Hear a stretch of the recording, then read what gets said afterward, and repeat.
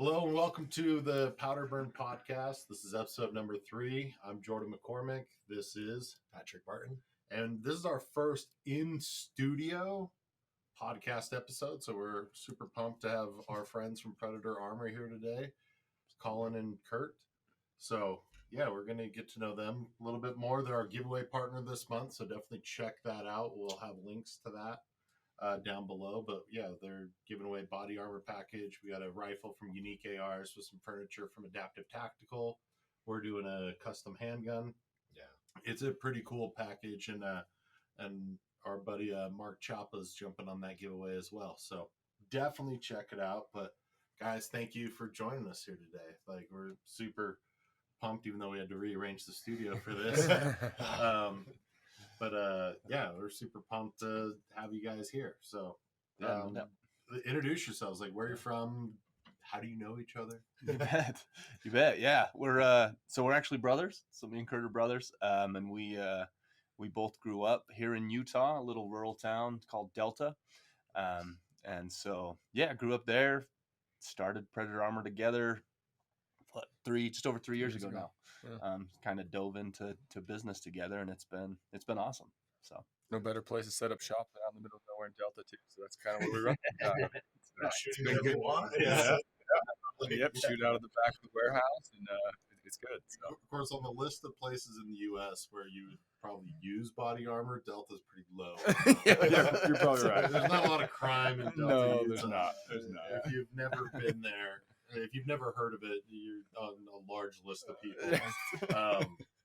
Lots of guns. Probably not much crime, but lots of guns around. Yeah, for sure. I've driven through Delta, coming from what is that? The national park out there in Nevada, Great Basin National Park. Oh yeah, Great Basin's out there. It's a really interesting place, and I was on a road trip, and we went through. Never been there, so I went through Great Basin National Park on my way home, and went through Delta, and I'm like, oh, that was it. That was it. Yep, it's quick. Yeah. So just so people know, how rural is it compared to, on a scale of middle of nowhere to, well, what's the population Delta? About 2,500 people. Yeah, it's about 2,500 people. And then there's some smaller surrounding towns, kind of in the area.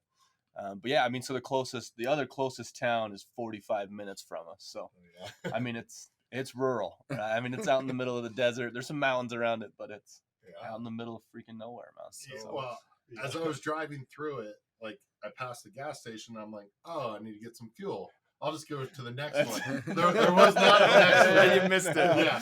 I was like, I'm right here in the downtown area. There was not a next one. Man, you don't even have cell phone service to call someone if you break down. I noticed that. There was a little bit of pucker factor going on that one. I might have torn the interior of the motorhome. It's a great place for shooting, hunting, four-wheeler, dirt bike. Like, that's kind of the big thing out there. I grew up doing. Yeah. Yep. So kind of grew up with this stuff. Normally I ask how people got into shooting, but in Delta it kind of comes with the territory. Yeah. Shooting rabbits, man. Yeah. We hunted a lot of rabbits growing up. So that was always fun. So let's get into Predator. How'd you guys come up with the idea for Predator body armor? It's really interesting. It just kind of came about. So we were working together at a different company along with a few other guys. We had kind of quite a variety of background. We had some ex-military, some active military. We're just civilians, and so anyway, we were working at a software company and different things we were doing for them. I was more on the finance side. He was kind of on sales side. And we were looking at, it was during COVID 3 years ago. And so we were looking at product companies like, hey, what could we kind of do? Because obviously things were a little crazy during COVID. Like, the business we were doing currently was really slow. And so we had looked at body armor. A bunch of us in the company had been looking at body armor, and we're like, well, and as well as just tactical and outdoor gear. It's what we grew up doing, right? Backpacking, hunting. It's just kind of our world. So we're like, well, let's do like an outdoor gear company type of thing. And so we started down that channel, and we were looking at backpacks and different things. And then we're also, like I said, we'd been shopping for body armor, some of us. And once we started looking at the market for body armor, we realized, hey, I think there's a great opportunity in this market to provide value to people. And especially kind of the focus for us really is mostly, it's D2C for the most part. And we are mostly selling to just, your neighbors, just your regular Joe down the street is still our biggest customer by far. And so that's kind of the market that we saw a big opportunity in to provide, value for people there. And it's obviously like someone like myself, just civilian, like, hey, it's something I kind of want. So that's really kind of how it came about. And so we started with body armor, and we kind of thought like, oh, we'll start with body armor, we'll branch into other things. And now we're just fully down the vein of body armor. I mean, it's been awesome. It took off for us. We started doing it full time not very long after we started. We said, well, I guess we're jumping to this full time. So here we are 3 years later. So it's been great.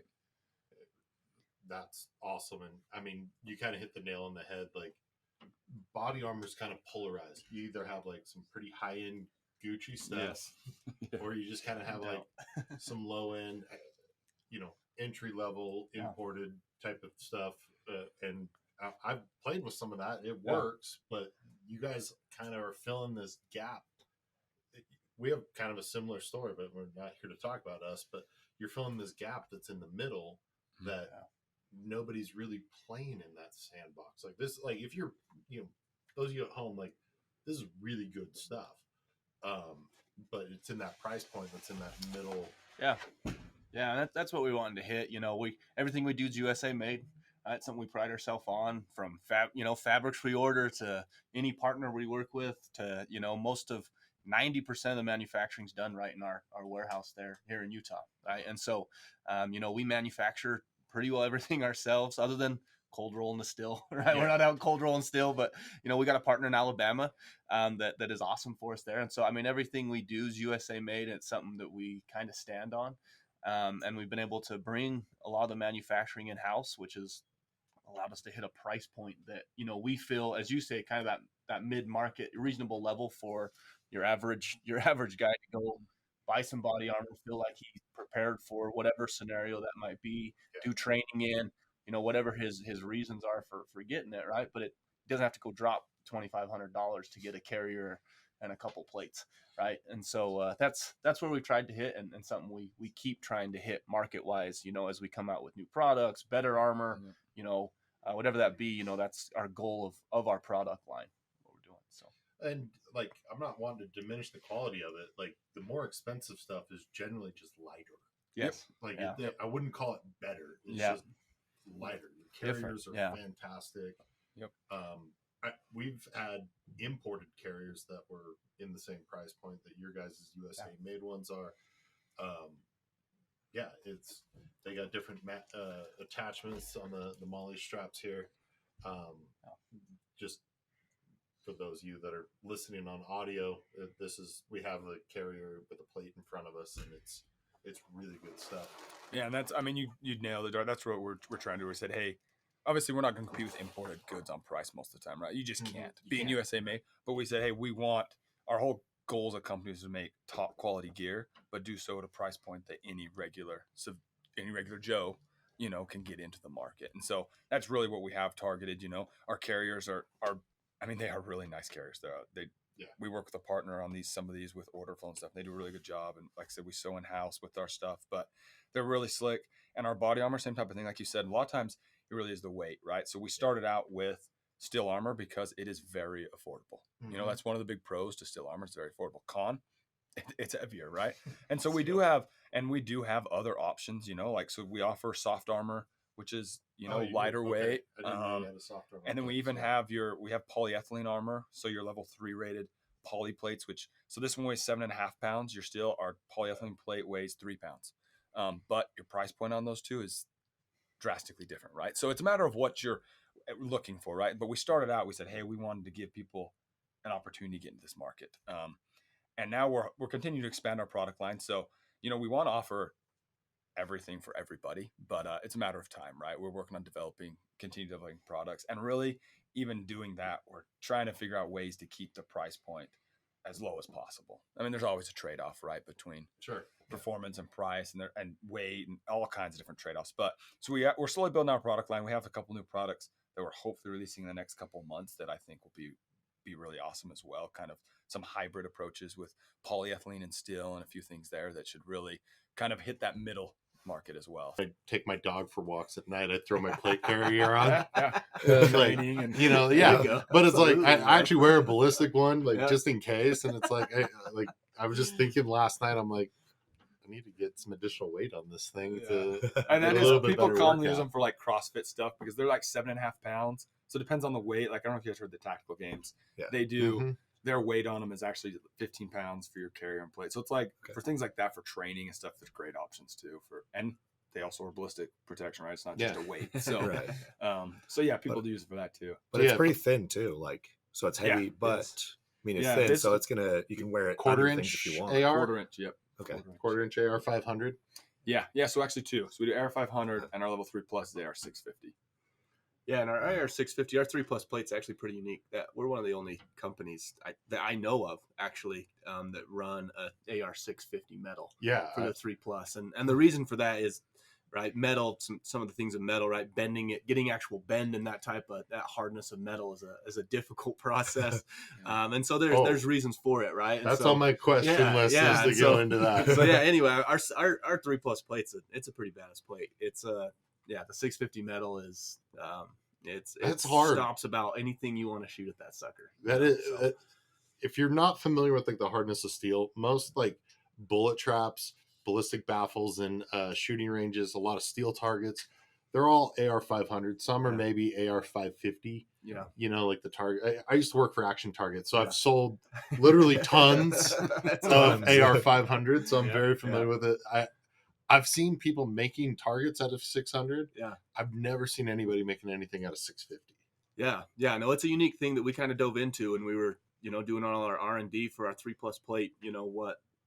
How can we make it a little unique? Yeah. How can we keep thinness, right, weight, right, but get that stopping power? And so that we kind of landed on that 650, and it's there was some R&D into how to get it to, how to get that sucker to work consistently, and not be brittle. Awesome. Yeah, because like it can be too hard that it, like, we did some testing in Action Target on AR 600, and they shattered out. But I mean, body armor is different. You're not trying to stop. You're not trying to get 1,000,000 rounds on a steel, on your body armor. The only one we've seen, so we have seen it shatter, but that was only with a 50 BMG. Yeah. When they shot at the 50, it broke. And it didn't just like explode, but where it hit, it cracked and broke off a couple of. He kind of hit it in the upper corner. You can watch the video on YouTube, but kind of broke it apart and broke some chunks off. But I mean, if you're getting shot with a 50, no body armor. Even if the body armor stopped at the crack, you're dead. The splatter is going to just shred you. It stops the bullet, which is kind of cool. But breaks the plate around, and you're done for. Yeah, that'll knock the wind out of you a little bit too. Yeah. And in the world of body armor, in terms of brittle too, right? I mean, most people are running ceramics. We want to talk about brittle, right? So, which, we're actually working on a ceramic plate as well. But there's pros and cons to all types of armor. But so world of body armor, it's like, stills. We're used to dealing with ceramic plates, which you better be careful with that. So can't fall down. That's a huge piece. That we're huge proponents of Predator Armor is, all armor has its pros and cons, right? I mean, we like steel armor, right? Like steel armors, we think for sure serves its purpose in extreme amounts of ways, right? I mean, I personally run that plate sitting right there. It's a Kevlar wrapped steel armor, right? And so, I mean, there's just pros and cons with every type of armor, from poly to the ceramics to the steels, right? I mean, every type of armor has its pros and cons, and so as consumers, right, and us purchasing armor, I mean, it's really just what are you looking for, right? What are your needs? Are you going to be hiking miles and miles a day in it, right? Like, then weight might matter, right? Are you going to throw it on to, an hour in a couple once a month or something to do something? Weight probably don't matter that much. Weekend warrior. So there's just so many scenarios, and so from our side, we're not. People ask oftentimes, like, what type of armor is best? And it's like, the only answer is that it depends on your situation. Yeah, it's like people ask us what type of gun is best. Yeah, that's really broad. What are you going to use it for? Yeah, exactly. Caliber is another one that we get a lot. What caliber is best? Well, the one that you're using it for. I say the one that you can find ammo for. That's right. That's a good answer.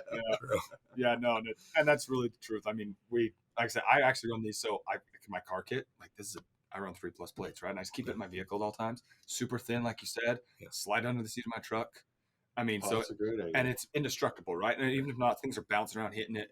You can't break the steel plate, right? Unless you hit it with a 50 cal. So, I mean, it's just indestructible. It's thin. It's just a great option. Bulletproof? Yeah, you can say that. That's right. That's right. So yeah, it just depends on the scenario, entirely your situation, where you live. Like maybe soft armor, we know that 90+% of crimes are committed or violence with a firearms committed with a handgun, right? Yeah, Which 3A will stop, and that's super thin, super lightweight. Mm-hmm. So Flexible. it's just comfortable. Yeah, and that's what I'm running right now. I got a deal on it years ago. It was a USA made company, and I was able to pick up the full carrier with plates and even like side plates for like $200. Yeah, and it was a killer deal. But like I'm starting to see the advantage, and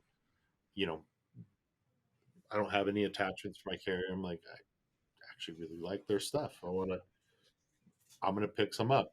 My calves are going to be super sculpted after walking my dog around the neighborhood. That's with right. This, Load that sucker up. Yeah. Put full mags in there. Not that way. Yeah. Slowly just add more and more. Wait till the end of summer, man. I'll be a calf model. So one of the things that this podcast has kind of like turned into is we've been interviewing a lot of like USA based manufacturers. And everybody talks about, oh, nothing's made here in the US. And in the firearms industry specifically, that couldn't be further from the truth. Yeah. Right. Want to talk about some of the challenges and opportunities, and like some of the, like, I don't want to talk just about the negatives, but like, what are some of the advantages of being a US based manufacturer? And what,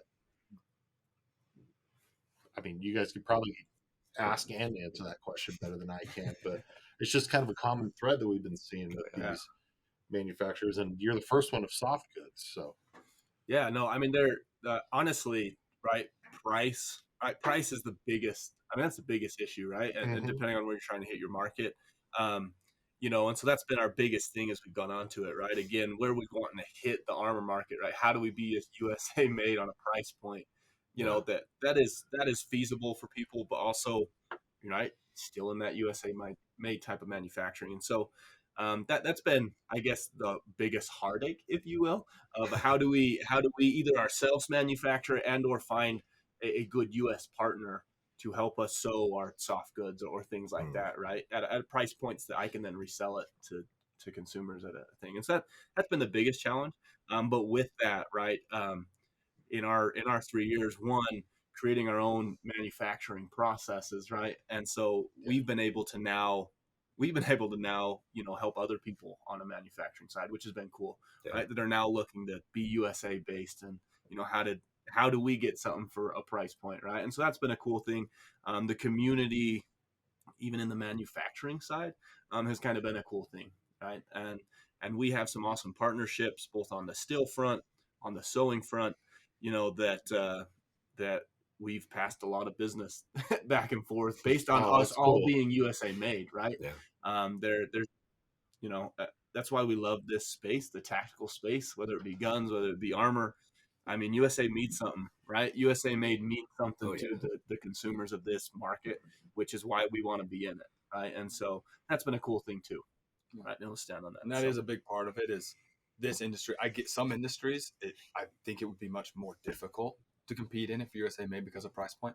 But in this industry, say it has value, right? Like people are willing to pay for something. They're willing to pay a little more. You could get a carrier very similar to this from Alibaba or Temu or whatever, right? For probably $40, $30, whatever it might be, right? Yeah. Whereas ours is 150, 160. But really, people are willing to pay for that because, one, it's life-saving equipment, right? If you do need to use this, it needs to work. You can't have like a failure, like it's kind of like, you don't want to like do budget surgery. I've been looking at this for a while, and I see like these coupons, and I'm like, that's too trust my life on this. I don't know. That's too cheap. Coupon shopping for your surgery. Totally. Like, so body armor is kind of the same thing. It was like, so that seems too low. Yep, 100%. So the industry allowed us really partly to do USA made too, which we wanted to do out of the gate anyway, because one part of it is, like you said, we work with all these different, we work with sew shops to help us do surplus sewing who are USA made. They're employing Americans. We buy our fabrics from USA companies, which are employing Americans. We employ in our smaller community. We love the opportunity to employ people in the community, right? Give them the opportunity to stay local, stay home, work. So that was a big part of it too. We really kind of wanted to keep it USA made in the first place if we could, even when we were just kind of brainstorming what products to make. We're like, well, we'd like to make USA made. So that's a big part of it too, right? We wanted to provide opportunities and jobs to people here and things like that. And then also the quality, right? Like we just talked about, that's the big thing is the quality.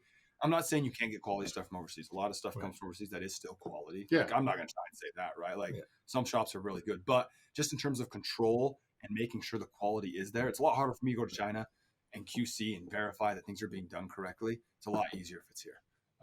So anyway, especially down the line from creation of fabrics to the sewing to the right, like you have so many steps and all of that to where our feelings towards the USA made products, right, is we just have so much control over when I put a product out. I feel the performance and quality of that is excellent. Yeah. Right? And so that's a backbone of our company is the performance of what we make. Right. And so, yeah. I mean, I've been following, I assume you guys know who Jocko is and what he's doing with Pete at Origin. Yeah. And I'm on that bandwagon. Like I got several pairs of Origin jeans. I do jujitsu. I have some Origin gis, like, their hoodies. There's a difference in those USA made products. Sure. And it's like, I've washed my hoodie. I have no idea how many times. It has not shrunk. It has not faded. I've had one of the pairs of jeans that just tore them, but they're 3 years old. Yeah. And like, I wear them all the time. Yeah. So I got a couple questions on that. Like, actually have a funny story about China. When I was at Action Target, one of the owners had done some business with China, and he was talking to a group of American businessmen that had been in China, because this is kind of like what you get with the quality control and them understanding it. And it was Christmas time, so they wanted to have Santa and the elves come. Like, oh, we totally understand. And so it's Christmas Eve. They're having this party with a bunch of families. You get a knock on the door, and in walks Snow White and the dwarves. Like, almost it's close. It was close. You tried. He's got the elves. It's different. And there's snow. Snow. Yeah, it was close.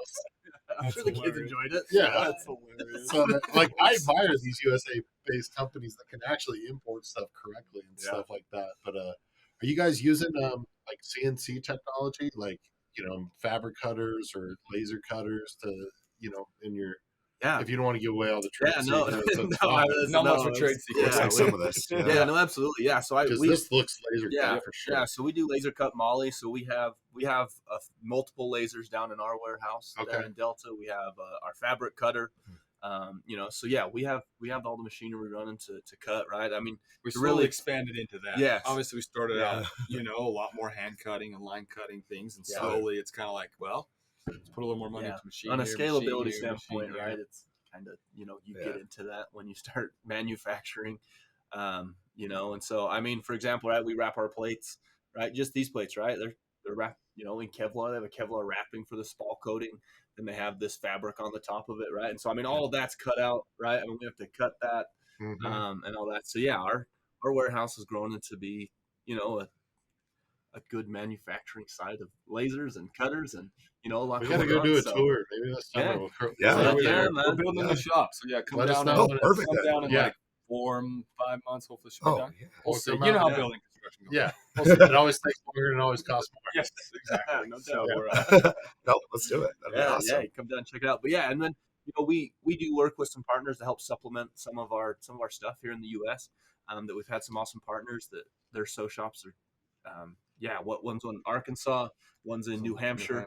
With some partners, and so and their shops are awesome, right? I mean, they do big full-on USA military contracts, things like that. Some of these partners, and so they have really awesome things going on the manufacturing side, and so it's been fun. Like manufacturing, that's a business in and of itself, as we've gotten into it. And so, which is why we supplement with third parties, because it's like our demand, it's just in-house. It's very difficult to come up with demand. So we started working with some third parties because it's manufacturing is a whole process, I got some connections here in Utah if you need them. So I worked in the water sports industry. So there's a lot of like interior Yeah. cover companies Yep. that Covers. I'm friends with Yeah. up in Salt Lake. So Yeah, But thick fabric especially- and sewing. Yeah. They all do the same. Especially Yeah. for a fairly new company, like you guys seem like you got it pretty well figured out. Yeah, we wouldn't say that. But We're it not seems there, like man. it. Yeah, It seems like you guys are doing Over time, it just kind of happens. It is you're crazy. giving the appearance, all right. That's I'll all just good. say No, that. matters. I mean, we look We'll back take to where we were 3 years ago, and Yeah. it's like our processes, and sometimes we laugh. We're like, "Oh my gosh, can you remember how we used to do Yeah. this stuff?" Like, Oh, it's crazy how it just happens. Like we don't really Right. see it from the out, because we're in the middle of it on a daily basis. But like Yeah. looking from the outside, it's like, oh man, Yeah. That was Jeez. brutal, man. yeah, we came a long way. some of my first emails I put together, I'm like, please don't ever show this. I'm never going to that account. Listen, you again. need to pull them out and frame them on your No, wall. no. Remember where? Yeah, I mean, 3 years ago, Jordan and I like completely different spot, and now we're where we are, and Yeah. it looks, Yeah. processes are changed all for the better. And Oh, it's yeah. awesome. Oh, Mhm. fully. Yep. Yeah, your process has changed so much. It's really It's fun crazy. part of Yeah. that business for sure. But So- I was gonna ask, not to give anything away, but I mean, you seem like you got a lot figured out from past 3 years. But Yep. what have been some of the biggest challenges to get where you are from where you started? God, yeah, that's a good question. The first challenge was really the development side of things. Okay. Because I mean, body armor, and this is a little unique for body armor, I guess, right? Like people's lives literally rely on this product. So there was a lot of testing. There was a lot of that process that went into it, right? Like we tested a lot of different metals from different companies. We really finding something that we knew would be reliable was obviously the utmost importance, right? So Yeah. unique for us, that was a big part of it. Like, hey, we need this stuff to not just work; it's got to work every single time. It Yeah. can't be like, like I always we work for a software company, so I always make fun of software because it always glitches, right? And I'm like, Yeah. listen, you can't have your body armor glitch. You Yeah. can't have it's just different. So, so that was one big thing of it. Challenge was really just getting into the nitty gritty of body armor. There's Right. so much. I mean, once you get into the thick body armor, it is just a bottomless pit, which is surprising because it doesn't seem like it. But there's so many materials, so many different use cases. I mean, you can just go on and So many on different and types on of and- steel, right? AR-500 it's is just- not AR-500, Yeah. right? Like you hear Yes. AR-500, like Yes, those are that's not true. all the same type No, of they're not. steel, You even could- with the same name, Yeah. right? When you go to purchase something, Yeah, and we and shot things through like a that. lot So- of AR-500 steel plates. Yeah. I'll tell you that I right have now. too. That did not, Yeah. because it's a range, right? And if it's on the low end of the range, you're Yeah. shooting through it. If it's on the high end, you're good. So anyway, I think really just the knowledge base out of the gate was kind of the first challenge to hurdle the crossover, was really fully understanding body armor. And then the other part of it, and so I kind of do the marketing side a little bit more, and he does a lot of the warehousing, processing, all that fun stuff. And so for me, the other challenge was, we don't have a lot of money. We're a new company. I can't go hire a marketing firm to just start running ads, right? So I had to learn really from the ground up, Facebook, Google, really how to market and run ads and everything like that. So that was a bit of a challenge. It took a little bit. Like we definitely burnt through some cash trying to figure out how to get ads to Yeah. actually work, Yeah, for sure. and I feel like we hit a niche market that we'd researched it. We knew this was the market we wanted to go after. So I felt like that helped a lot, but still just the hurdle, I think just the knowledge hurdle of body armor, and also just, like I said, I'm not a marketer and kind of had to learn that from the ground up a little bit. So that was, I would say for me, those were the two big kind of hurdles we had to come over. Yeah.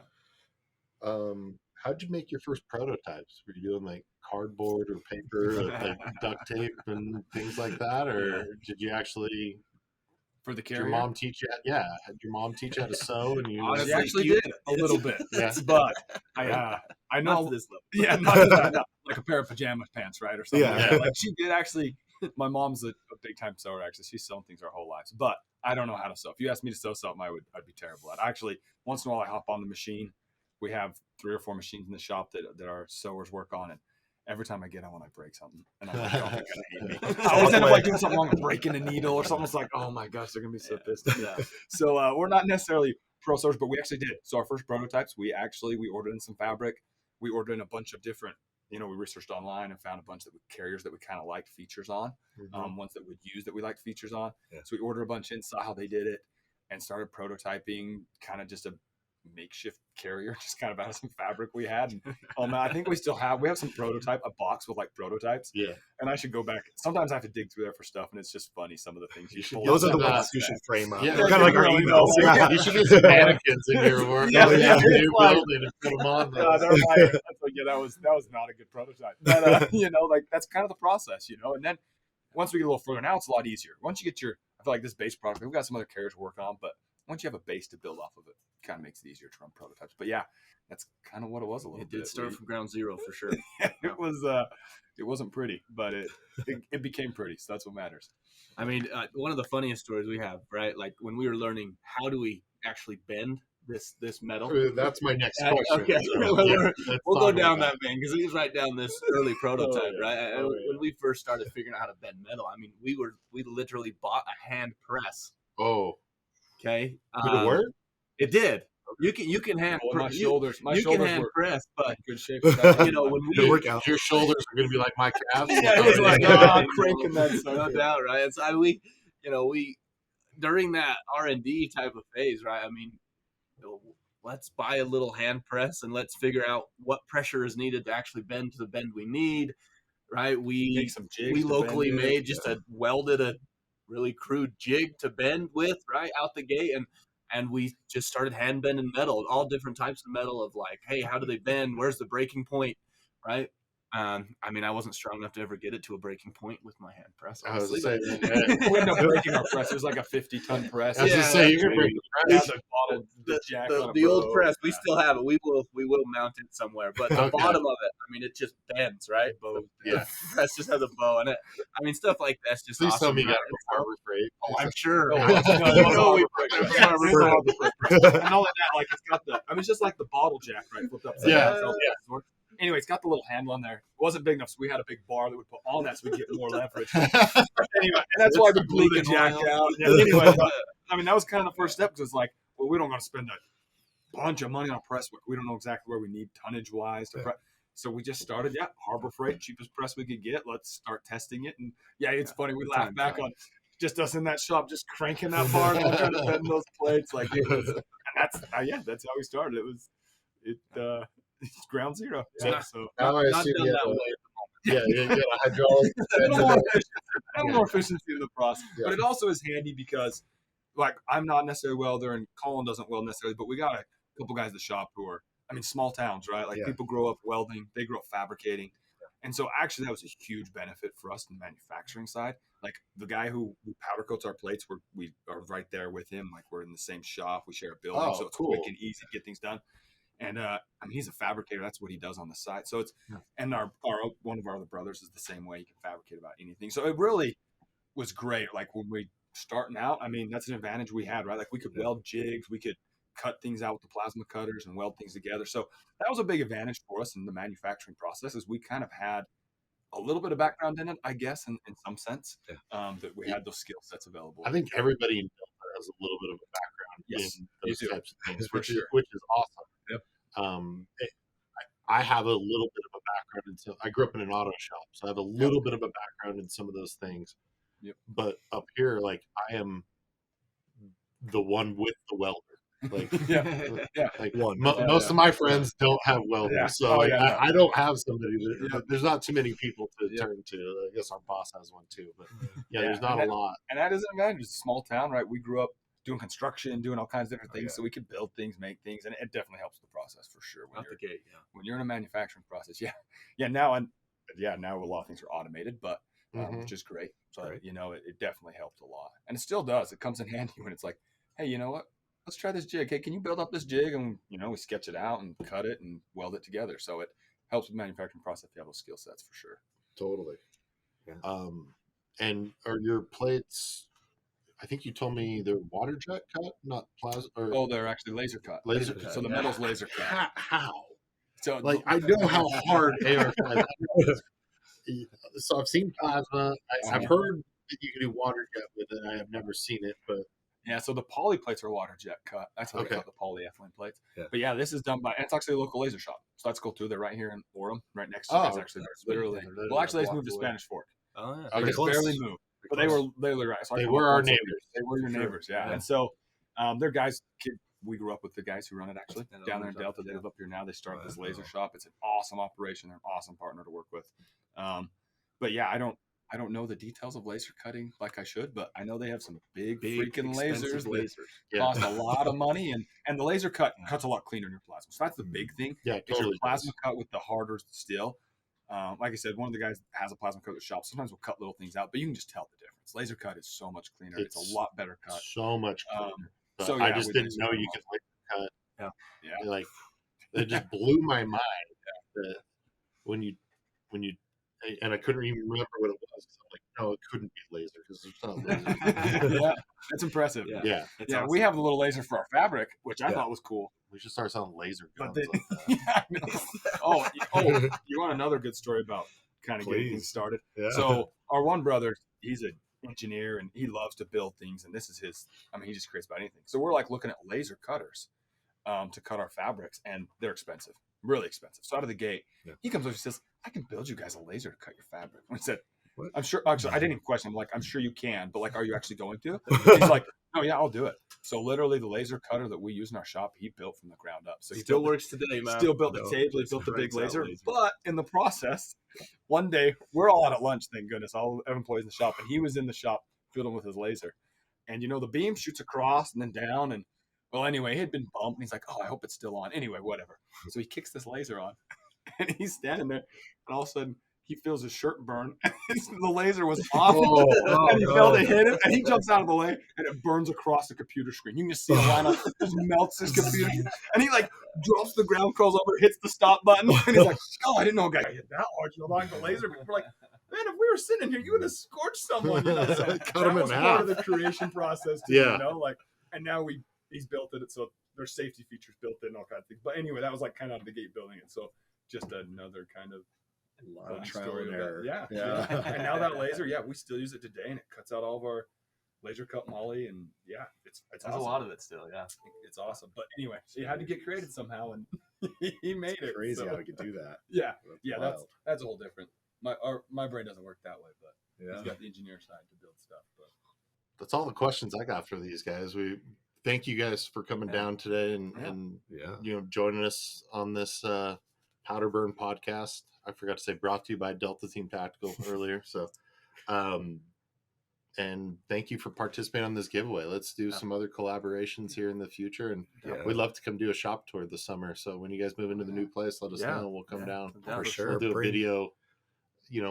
Kind of do a video That'd be sweet. collaboration and stuff awesome. like that. Yeah. So. Bring us some prototypes and we'll shoot them. We'll be Oh, happy yeah. to. Say, come on down. We can show you how you make it. Then we can go out and shoot it. Oh, There please. you go. Yeah. Yeah, I'm in. I'm in. That'd be awesome. I would love to do it. Sweet. Unless there's any other stories, I mean, the No. stories have been great. Yeah, Like you're you said, good, you man. guys Those are are fantastic. No, we appreciate you guys having us come, man. You guys are awesome, and we're excited about the giveaway for sure. This Yeah. giveaway is freaking sweet, man. So I know that's what we were saying. We're like, God, can we enter at the giveaway? There's a That's a nice few. giveaway, This is man. one of Like, them that I'm- yeah, that's awesome. Slide Yeah. the name in there, man. Yeah. Make sure to enter to win one of these and this and the gun and handgun. Yeah. It's going to be great. So cool. Well, thank you guys for coming out. Appreciate it. Yeah.